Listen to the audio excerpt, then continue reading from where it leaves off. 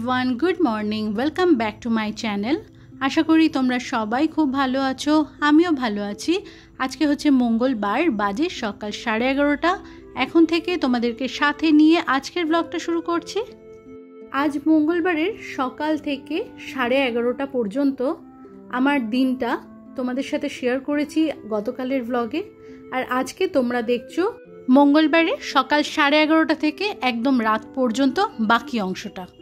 আমি তোমাদেরকে আগের দিনের ব্লগে শেয়ার করেছিলাম যে যেখান থেকে ব্লগটা আমি শেষ করছি, নেক্সট ব্লগটা আমি ঠিক সেখান থেকে শুরু করব।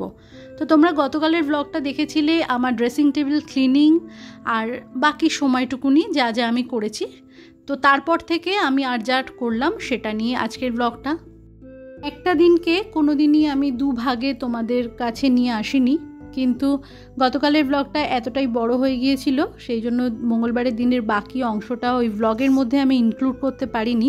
সেই জন্য দু পার্টে একটা দিনকে আমি শেয়ার করেছি। আর তাছাড়া বুধবারের দিন আমার বাড়িতে কিছু গেস্ট এসেছিল, সেই কারণে বুধবারে ব্লগ শেয়ার করা সম্ভব ছিল না বা শ্যুট করাও সম্ভব ছিল না। সেটাও একটা কারণ বলতে পারো একটা দিনকে দুই পার্টে তোমাদের সামনে তুলে ধরার। ঘরের সমস্ত কাজকর্ম গুছিয়ে ড্রেসিং টেবিলটা তো ভালো করে গুছিয়ে নিয়েছি। নেয়ার পরে চলে এসেছি দুপুরে রান্নাবান্না করতে। তো রান্না হচ্ছে পমফ্রেট মাছ, আর ওপাশে কড়াইতে বসিয়েছি আলু কুমড়োর সবজি। তো কাঁচা লঙ্কাটা চিরছি ওই আলু কুমড়োর সবজির জন্য। তো এই সবজিটা রাত্রিবেলায় রুটি না লুচি পরোটা কী দিয়ে খাওয়া হবে এখনও সেটা জানি না, তবে সবজিটা বানিয়ে রাখছি। তেলের মধ্যে শুকনো লঙ্কা আর কালো জিরে মৌরি ফোড়ন দিয়ে আলু কুমড়োটা ভালো করে ভেজে নিচ্ছি। একটু আদা গ্রেট করে দিয়েছি আর হিং দিয়েছি। সামান্য পরিমাণে মিষ্টি দিয়ে তরকারিটা বানাচ্ছি। মিষ্টি কুমড়োর এরকম একটু মিষ্টি মিষ্টি তরকারি করলে কিন্তু রুটি বলো বা লুচি পরোটা সব কিছুর সাথেই ভালো লাগে। আর পমফ্রেট মাছটা সকালবেলাতেই বের করে রেখেছিলাম, যেটা ভালো করে লবণ হলুদ মাখিয়ে ভেজে নিলাম। আর বাটা মশলার মধ্যে দিয়েছি পেঁয়াজ, আদা, লঙ্কা, টমেটো। আর গুঁড়ো মশলার মধ্যে হলুদ আর সামান্য জিরে গুঁড়ো, নামাবার আগে গরম মশলা দিয়ে দেবো। তো এইভাবেই সাদামাটাভাবে পমফ্রেট মাছটা বানাচ্ছি, একটু কষা করে। আলু দিচ্ছি না, আলু ছাড়াই, কারণ ওই পেঁপে দিয়ে মুগের ডালটা আছে, যেটা তো তোমরা দেখতে পেলে বাবুকে ব্রেকফাস্টে দিলাম। পেঁপে দিয়ে মুগের ডাল আর সাথে ডিম আলুর ভুর্জি, আশা করি তোমাদের ব্যাপারটা মনে আছে। তো সেইটা রয়েছে আর এই মাছটা বানাচ্ছি, ব্যাস এটা দিয়ে আজকে আমাদের দুপুরের হয়ে যাবে। একটু পাঁপড় ভাজি বা রোস্ট করে নিই, যাই করি করে নেব। ডালের মধ্যে পেঁপে বা লাউ কোনো কিছু থাকলে আমার আর মামামের কিছু আর লাগে না, তবে বাবুর একটু কিছু না হলে ভালো লাগে না। রান্নাবান্না আমার কমপ্লিট হয়ে গেছে, 1:45 মতো বাজে। এবার ওই প্রত্যেক দিনের মতো রান্নাঘরটা তো সবটা পরিষ্কার করে ঘরে এসেছি। বাইরে যে প্রচণ্ড রোদের তাপ, সেই কারণে জানলার পর্দা টর্দাগুলো টেনে জানলা বন্ধ করে দিচ্ছি। ঘরে বসেই তো খাওয়া দাওয়াটা করি, আর বাবু এলে পরে যখন ঘরে খাবার দাবার নিয়ে আসি, মাটিতে বসে আমরা খাই, তখন এসিটা চলে। সেই কারণে আগেই জানলা বন্ধ করে আমি ঘরটা গুছিয়ে রেখে দিচ্ছি। আর এই যে দেখো ছাদে সকালে স্নান টানগুলো হয়েছে, সেই তোয়ালেগুলো মেলা রয়েছে। আজকে তো জামা কাপড় কাচাকাচি বা ভাঁজ করার ওরকম কোনো কাজকর্ম কিছু নেই, সেটা তোমাদেরকে আগেই বলেছিলাম আমি, মানে আগের দিনের ব্লগে অবশ্যই, যে সকালের অংশটা তোমরা আগের দিনে দেখেছো। সে কারণে স্নান টান হওয়ার পরে তোয়ালেগুলো ছাদে মেলা রয়েছে, এই মুহূর্তে সবটাই শুকিয়ে গেছে। তোয়ালেগুলোকে ভাঁজ করে নিয়ে জানলার গ্রিলে রেখে দিচ্ছি। আর দেখতে পেলে তোমরা জানলার গ্রিল থেকে আমি কিছু একটা তুলে নিয়ে ওপাশের দিকে চলে গেলাম, সেটা হচ্ছে কিছু হাত মোছা কাপড়গুলো। ওগুলো একটু আধটু ভিজে ছিল, সেই জন্য গ্রিলে হালকা হালকা করে ছড়িয়ে দিয়েছিলাম যাতে শুকিয়ে যায়। আর বাইরে যে প্রচণ্ড রোদের তাপ আছে, তাতে সকালে স্নান করার পরে যে তোয়ালেগুলো দড়িতে মেলা ছিল খুব তাড়াতাড়ি শুকিয়ে গেছে। এখন ওই তো ঘড়িতে দেখলে 1:45 মতো বাজে। ঘরের জানলা টানলাগুলো সবটা বন্ধ করে দিলাম, তবে ছাদের দিককার এই জানলাটা খোলা আছে। ছাদের পর্দা টর্দাগুলো সবটা ফেলে দিয়ে ছাদের জানলাটা বন্ধ করে আমিও চলে যাব প্রত্যেক দিনের মতো। গা ধুই কি একটু হালকা করে স্নান করে আসি, যাই হোক। মাছ টাছ ঘাটলে বা রান্নাঘরে কাজ করতে গেলে ঘাম তো একটা গায়ে হয়েই থাকে, সেটা দিয়ে একটা ভীষণ অস্বস্তিকর ব্যাপার তৈরি হয়। আমি গাটা ভালো করে ধুয়ে টুয়ে এলে পরে অনেকটা শান্তি লাগে, মনে হয় যেন দুটো ভাত খাই কি যা খাই একটু রেস্ট করি, একটু শান্তি পাই আর কি। অভ্যাস হয়ে গেছে।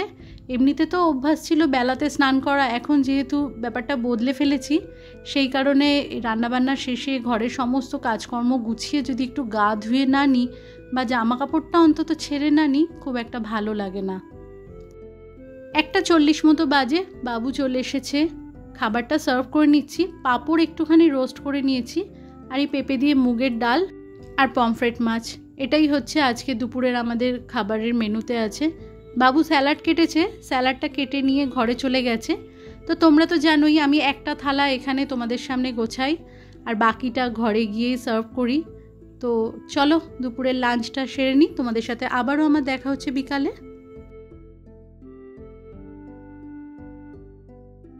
তোমরা যে সকল বন্ধু এখনও অবধি আমার সাথে রয়েছো তোমাদের সকলকে জানাই গুড ইভিনিং।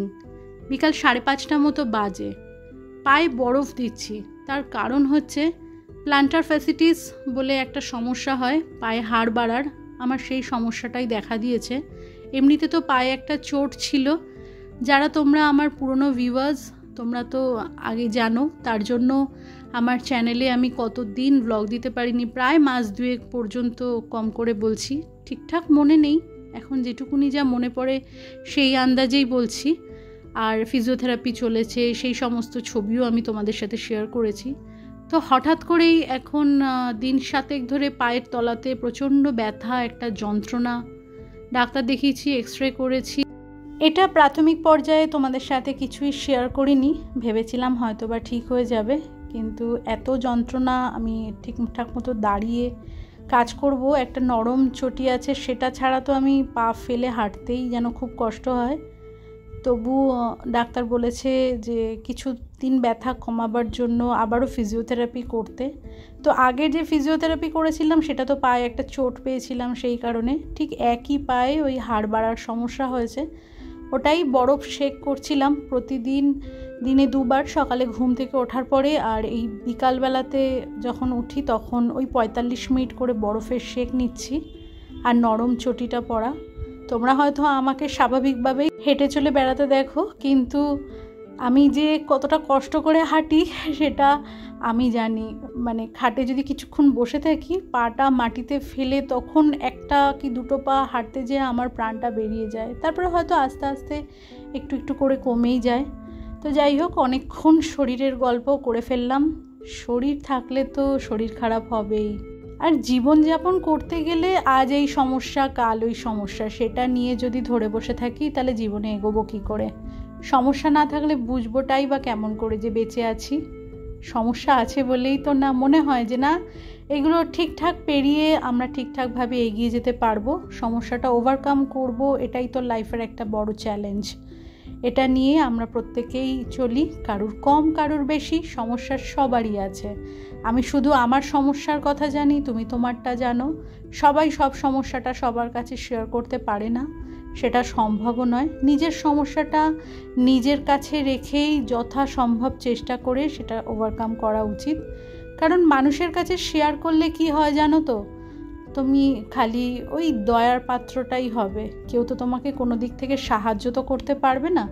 নিজের কষ্ট, নিজের যন্ত্রণা নিজেকেই ভোগ করতে লাগবে। ওই একটু আহারে বা বাবারে তোর কত কষ্ট বা তোর কত সমস্যা, কিন্তু ওই সেকেন্ড পেরোতে না পেরোতেই সবাই ভুলে যায়, সবটাই তখন গল্পের খাতা। কারোর দয়ার পাত্র হতে একদমই ভালো লাগে না। এক্ষেত্রে আমি শুধু শারীরিক কষ্টের কথা বলছি না, সমস্ত দিকের কথাই বলছি। কত মানুষের কত রকম সমস্যা আছে, আমি সব ক্ষেত্রেই বলছি। কেউ কোনো দিন কোনো রকম কোনোভাবেই তোমাকে সাহায্য করতে পারবে না এখান থেকে বেরোবার জন্য। একজনই পারবে, ওপরওয়ালা। সেখানটা ছেড়ে শুধু শুধু বাইরের সবার কাছে গিয়ে নিজের দুঃখের গান গেয়ে দয়ার পাত্র হয়ে লাভ কি বলো? সেই জন্য মনে হয় যে না, থাক, আমার সমস্যাটা, আমার লড়াই, আমি লড়বো, আমি জিতবো। আবারও বলছি, শুধু শরীরের দিকে নয়, শরীর খারাপ হলে তখন বাড়ির মানুষ, ঘরের মানুষ সাহায্য করে বই কি, শুধু শারীরিক নয়, অনেক মানুষের অনেক মানসিক কষ্ট আছে। সব কিছু পেরিয়ে যাওয়া যায়, শুধু একটু বিশ্বাস আর ভরসা, ওই যে ওপরওয়ালার উপর। ধৈর্য ধরো, বিশ্বাস করো, ভরসা করো। আজ খারাপ আছি, কাল ভালো থাকবই। সবার যখন হচ্ছে আমারও হবে, সবাই যখন পারে আমিও পারবো। আমি কোথায় কম আছি? হারতে তো আমি পৃথিবীতে জন্মাইনি, আমি জিতবই। 100 বার জিতব, সবার মতো আমিও জিতব। শুধু এইটুকুনি আত্মবিশ্বাস, মানুষ আত্মবিশ্বাসের বলে কোথায় না কোথায় পৌঁছে যাচ্ছে। আর আমাদের এই সাদামাটা ছোটোখাটো সমস্যা আমরা পেরোতে পারবো না? অবশ্যই পারবো। নিজের শারীরিক গল্পের কথা বলতে বলতে অনেকটা গল্প তোমাদের সাথে করে ফেললাম। একদম আমার মনের গভীর থেকে যে যে কথাগুলো এসেছে সেটাই তোমাদের সাথে শেয়ার করলাম। আমি ঠিক এরকমটা করি, জানো তো। নিজের মনের কথাটা একমাত্র আমি আমার সাই বাবার সাথেই শেয়ার করি। আমি জানি সে শোনে, সে বোঝে, আর আমি এই বিশ্বাসটা রাখি বলে হয়তো আজও অনেক সমস্যা পেরিয়ে বেঁচে আছি। মাম্মাম সন্ধে টন্ধে লাগিয়ে দিয়েছে। আমি ওই বিছানাপত্রগুলো একটু ঠিক করে নিলাম। পায়ে বরফ শেক করার পরে নিজের জন্য একটুখানি লিকার চা বানিয়েছিলাম, আর মাম্মামকে একটুখানি মুড়ি চানাচুর দিলাম, আর ওর সাথে তো একটুখানি সস লাগবেই। আর এখানে দেখো একটু ময়দা মেখেছি। আমার ময়দা মাখতে গেলে একটা কি সমস্যা হয় জানো, ঠিকঠাক মতো মশলাতে পারি না, ওই ডান হাতের আঙুলটা ভেঙে যাওয়ার পর থেকে। আজকে একটু জল বেশি হয়ে গেছে, আমি আর কিছুতেই সেটাকে ঠিক করতে পারলাম না। তার জন্য লুচি বানাবো ভেবেছিলাম, লুচি বানানো আর হলো না, এতটাই নরম হয়ে গেছে। ওই সেকে সেকে পরোটা বানিয়ে দিলাম। ময়দা টয়দা মেখে গিয়ে কিছুক্ষণ ঘরেই ছিলাম। আর আজকে সন্ধে টন্ধে মাম্মামি লাগিয়ে দিয়েছে। কিছুটা ভিডিও এডিটিংয়ের কাজ করেছি, নিজেও একটুখানি টিভি দেখেছি, আর এই ডিনার বানাতে এসেছি এইমাত্র। আটাটা সবসময়তে আমিই মাখি, তবে ময়দাও আমি মাখি না বললে একদমই ভুল হবে। বেশিরভাগটা বাবু মেখে দেয়। একটু বেশ ভালো টাইট করে মাখা হলে কিন্তু লুচি বেলতে বা পরোটা বেলতে অনেকটা সুবিধা হয়, সেইটা আমার পক্ষে একটু অসম্ভব হয়ে যায়। তবে যদিও বাড়িতে থাকে তাহলেই, আর যদি না থাকে অগত্যা আমাকে মাখতে লাগে। আর তার মধ্যে কোনো দিন আমি এরকম অঘটন ঘটিয়ে বসি।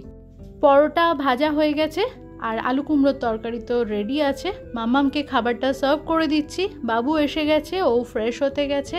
ও এলে পরে গরম গরম পরোটা ভেজে নিয়ে আমরাও রাত্রের ডিনারটা কমপ্লিট করে নেব। তো বন্ধুরা, আজকের এই ব্লগটা এইটুকুনি।